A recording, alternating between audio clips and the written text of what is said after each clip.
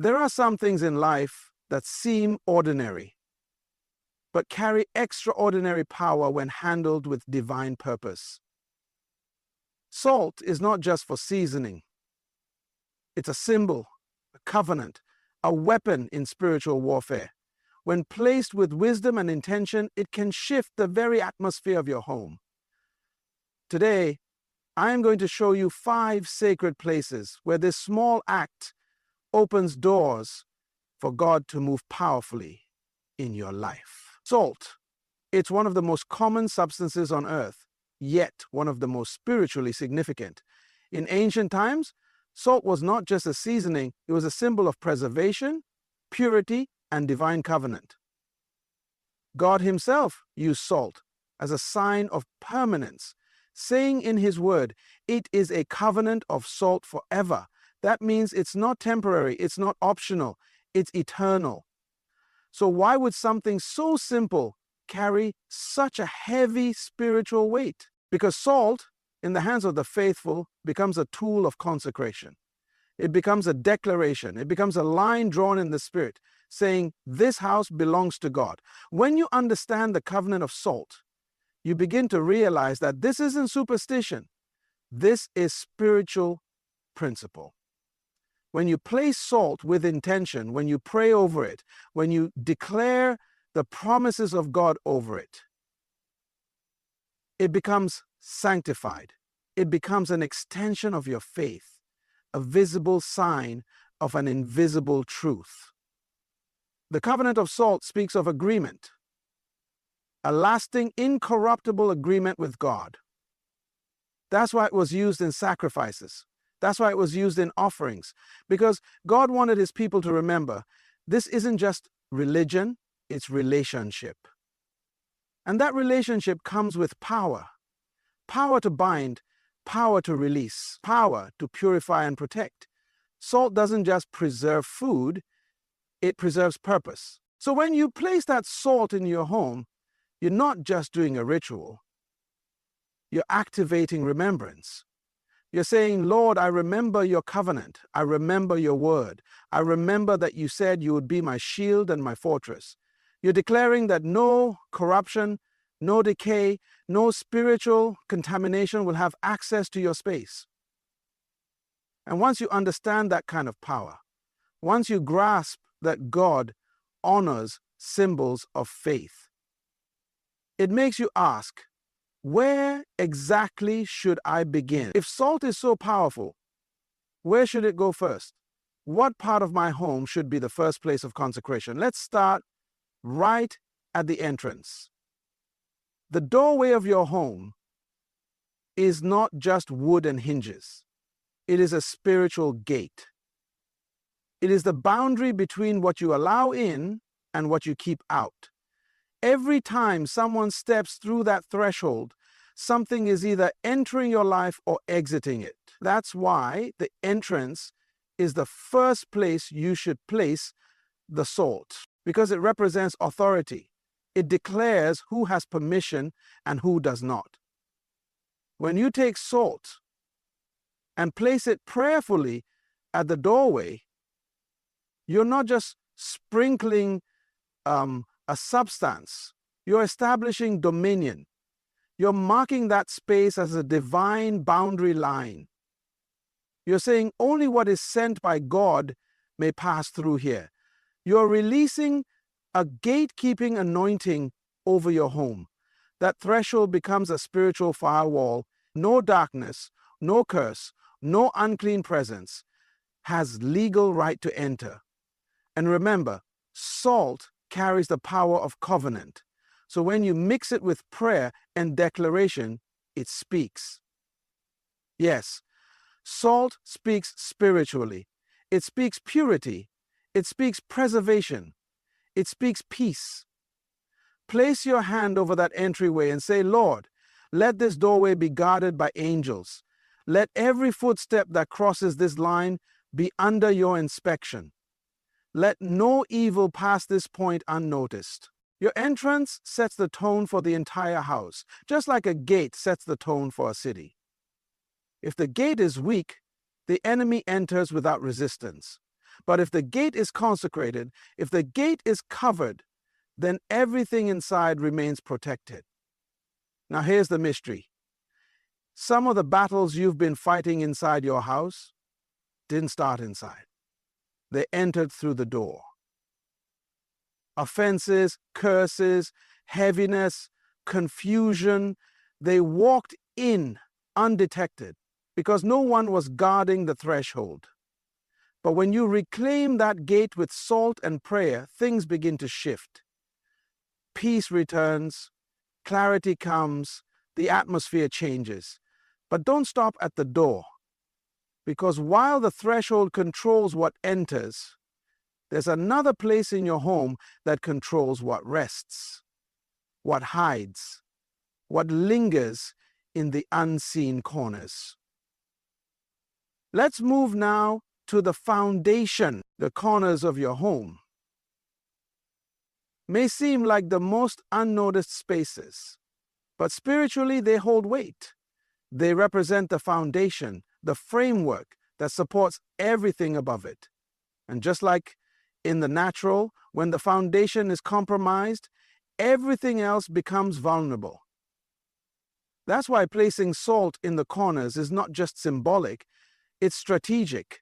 You're reinforcing the spiritual structure of your home. Every corner, every edge, every hidden place must be claimed for God. Why? Because darkness loves corners. Evil loves what's ignored, what's out of sight, what's left unguarded. If the enemy can't come through the front door, he'll try to creep into the cracks. He looks for the places you overlook, the areas you neglect. But when you take salt and touch every corner with prayer, you are closing every door the enemy could use to sneak in. You are saying, this house is not just clean on the surface. It's consecrated at the root.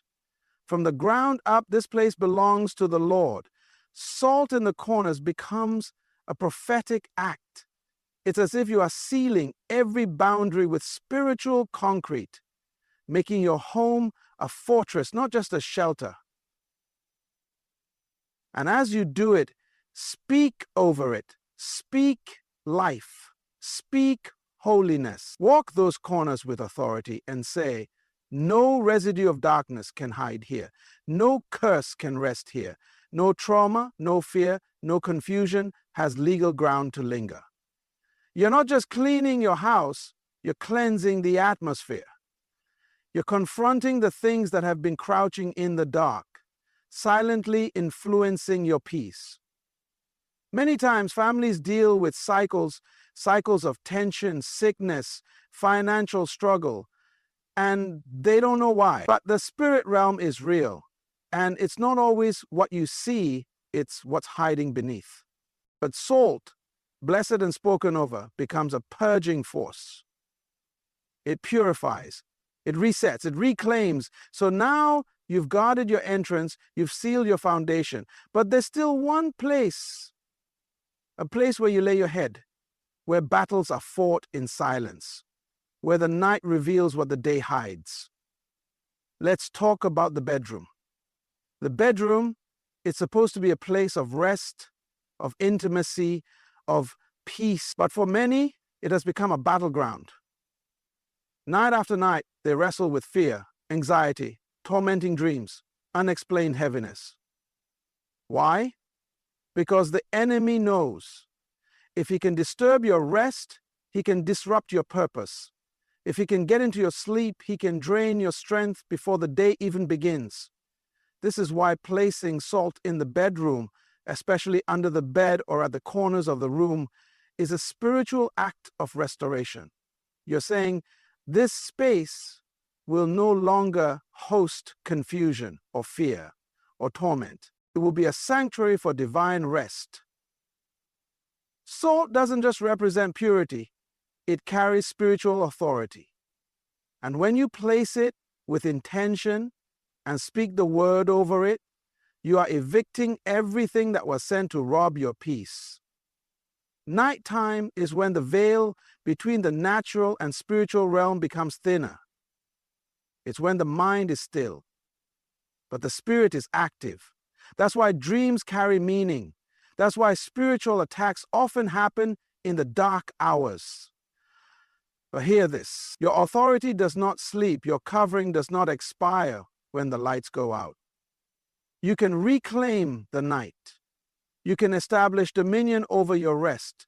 Take salt, pray over it, and say, Father, as I place this in my bedroom, let every demonic cycle be broken. Let every dark assignment be canceled. Let angels stand guard while I sleep. Let this room be filled with the peace that surpasses all understanding. Declare that no spirit has permission to cross that boundary. No shadow will linger. No curse will survive the presence of God. And for married couples, the bedroom is also the place of covenant. It's where unity is built. And if there's division, miscommunication, or silent war, salt, prayer, and declaration can break it. You're not just restoring sleep, you're restoring wholeness. So now you've covered the gate and the ground and the place of rest. But what about the areas connected to flow? The spaces where what's unclean tries to move through undetected. Let's go to the sink. The sink, it's one of the most used yet overlooked places in your entire home. Water flows in and waste flows out. But spiritually, the sink represents more than just a place to wash dishes or hands. It's a gate of flow, a portal of in and out. And wherever there's flow, there's the potential for transfer. That's why the sink must be consecrated, because what comes through it isn't always physical. Sometimes it's spiritual. The Bible tells us that bitter and sweet water should not flow from the same fountain. And the same applies in your house. You can't speak blessings in one room and ignore contamination in another. That sink, the very place where you rinse off the residue of the day, must be cleansed spiritually. Why? Because what's rinsed off often carries weight in the spirit. You may not realize it, but negative energy can linger in the most practical places. Arguments in the kitchen, emotional heaviness, old memories. The water goes down the drain, but the residue can remain. But when you place salt around or even in the drain and you pray over it, you're not just cleaning the sink, you're sanctifying the flow. You're saying, Lord, let only what is pure come in. Let only what is unclean go out. Let there be no spiritual residue left behind. Salt in this place becomes a filter. It becomes a purifier. It becomes a spiritual screen that blocks contamination from re-entering. You may think it's just water, but in the realm of the spirit, every system, even plumbing, can become a gateway. Demonic presence doesn't need a grand entrance. It just needs access. But when you block it with faith, prayer, and covenant symbols like salt, that access is denied. Place your hand over that sink and declare, this is not just a utility. This is a channel. And every channel in my house will glorify God. Every flow will be clean. Every exit will be covered. Then watch as even the atmosphere in your kitchen begins to shift. But we're not done yet, because while we've dealt with what flows inside, what about what enters from outside? Let's talk about your windows. Windows, they bring light, they bring air, they bring beauty into the home. But spiritually, they're also entry points. They are watch points. They are gateways. Just like doors, windows represent access. And whatever has access has influence. That's why it's not just the doors you need to cover, it's the windows too. Because what slips through unseen often causes the most damage. You may not realize it, But spirits don't always knock. Sometimes they float. Sometimes they float, they drift, they ride on sound, they move through atmosphere. And if your windows are open spiritually, without protection, anything can find its way in. Distraction, confusion, fear, spiritual attacks. That's why salt must be placed near the windows. You're not just decorating, you're defending. You walk to that window and you declare, every point of entry in this house belongs to God. Nothing comes in unless it's sent by Him. Nothing enters unless it carries peace. You are assigning angelic protection. You're putting guards on duty in the spirit realm. You're turning every window into a watchtower where evil is spotted and blessing is welcomed. Because let's be honest, how many times have we opened windows just to let something out and unknowingly let something else in? Spirits of depression, anxiety, restlessness, they don't always kick down the door. Sometimes they just float in quietly through an unguarded crack. But when salt is placed there and the word is spoken, that atmosphere changes. The wind can blow, but it can't bring in torment. The light can shine, but darkness cannot enter. Even in Scripture, the watchmen stood at the windows. Because those who know how the enemy moves know where to guard. This isn't fear. This is wisdom. This is taking spiritual responsibility for the environment you live in. So yes, the windows matter. And when they are covered with prayer and covenant, they become channels of blessing, not burden. They become eyes of the house, seeing only what God allows. Now that you've guarded the entry points, the corners, the rest, and the flow, it's time to go deeper. What about the place that feeds your body and fuels your spirit? Let's go to the pantry. The pantry, it may seem like just a storage place, just a cabinet full of food, but spiritually, it represents provision. It's the space that holds what sustains you. And whatever sustains you must be protected, must be sanctified, must be placed under the authority of God. Because if the enemy can't stop your prayers, he'll try to attack your supply. If he can't shake your faith, he'll try to create lack in the place where you depend on God the most. That's why placing salt in the pantry isn't superstition, it's declaration.